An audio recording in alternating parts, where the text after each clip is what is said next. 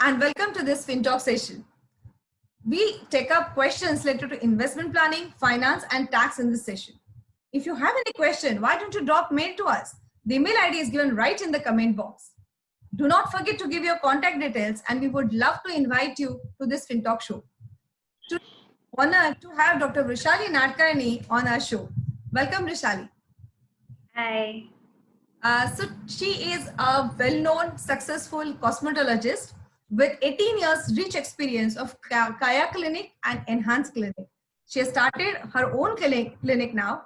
And Vrishali, we would love to know about your specialization because skin and hair is very, very close to our heart, but we know very basic treatments.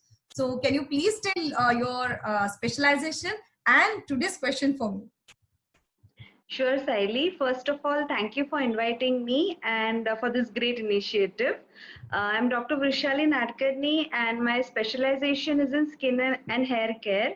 I basically deal with problems related to skin like pigmentation, acne scar and laser hair reduction and all kind of hair thinning and hair loss. So I do treatments like PRP and mesotherapy for hair loss.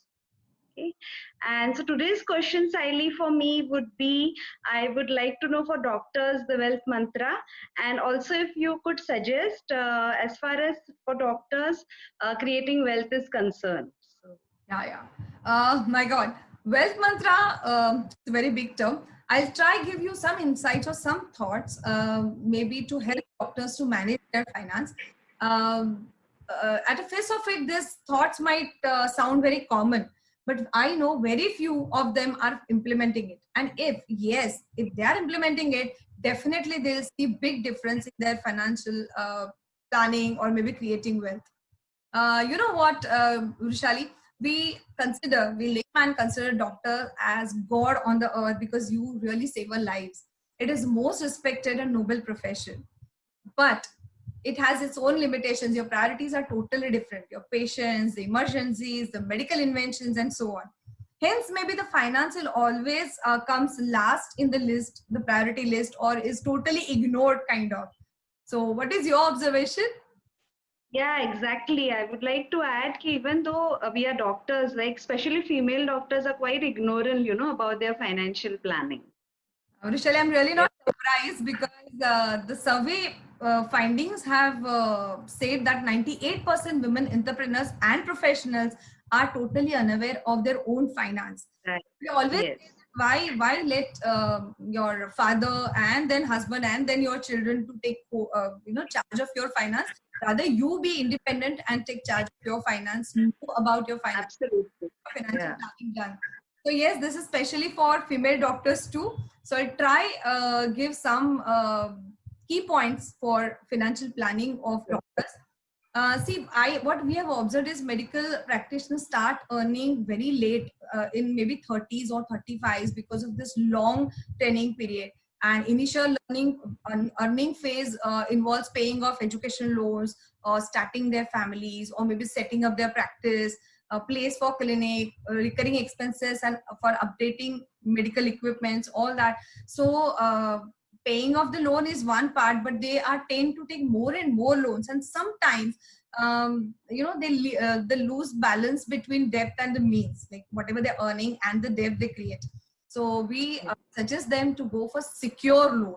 Never go for personal loans because you're so very committed and want to do social service and want to start your clinic as soon as possible to cure patients. They tend to take more and more loans.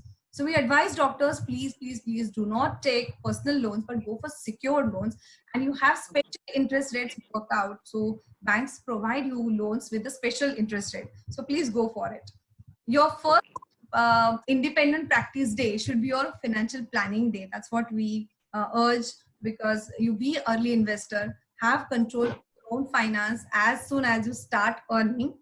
So if your financial plan defines your goals clearly, that when you want to buy clinic or place for your clinic, or when you want to, or if at all you want to upgrade your knowledge or do some specialization going abroad, or if you don't get scholarship, then you'll have to go for raising funds on your own. So all these goals, suppose, are clear, and most important goal is making for your children's higher education. because it's believed that doctors' children become doctors. So if this is true, then sending them to foreign for higher education is a big expense. So if you don't build this funds from now, it's very difficult to fulfill these goals.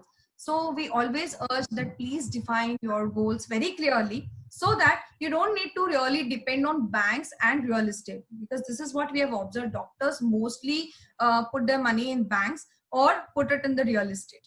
They really don't have time to think about any other options. But if you do proper financial planning, you can have a diversified investment portfolio, where you can go ahead and put money in equity options or maybe a PMS. But if you don't have time for research, study of the market and complexity of the market, volatility of the market and all this, because commerce is never part of medical education and finance is never taught, and you guys never discuss finance in your fraternity. So if this is true, then you can always go with mutual funds, which is already a diversified option to enter in the market, because holding one mutual fund gives you stake on 50 companies. So if 20-30 companies are not doing good, rest of the companies can compensate your losses. So we always suggest to go with the mutual funds. But have diversified portfolio and do not depend only on real estate and banks, because as you know, banks are cutting their interest rate. So it's as good as keeping it in the gullet, because inflation and the tax on the earnings of bank investment, they kill the earnings actually. So you get 6% and inflation is 4.5 suppose, and the tax, so you actually end up getting nothing. So better don't put your money in bank, put it in equity, PMS and other options. Have diversified a portfolio. We also suggest that doctor's life is very precious, so please go for a proper term cover. And it's equally important to have indemnity cover too, because there is a lot of professional risk and you have to cover it. And keep on working till they are physically fit, and as long as they want to do consultancy. So there is no such thing as retirement age for doctors. Hence, most doctors don't need a huge retirement corpus.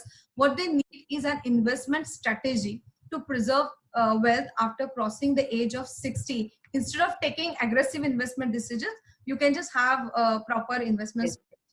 So just to conclude all what I said so far is, first of all, we ask all doctors to do financial planning the day they start their practice. Secondly, when for loans, please remember that they are going to go for secured loans only, with the special discounts what you get from banks. Third important thing is insurance cover, for term cover for your securing your income, your life, and the indemnity cover to cover the professional risk. Now, fourth important point is have diversified portfolio. Do not over invest in particular option, because we have observed doctors doing, putting all eggs in one basket and going for real estate all the time. So please don't do that.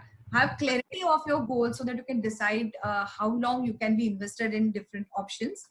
And as I said, for retirement, of course, there is no age. So have good corpus created and do not take aggressive investment decisions after age of 60. So that's all from my side. I hope I have given some insights to the question you asked, though it's not mantra, but some little tips for doctors to make or create wealth. Thanks. You gave really good inputs. I think it would really help, Saili. Thank you so much, Vishali. Thanks a lot for sparing such valuable time in spite of your tight schedule. So thank you so much once again. Thanks. Welcome.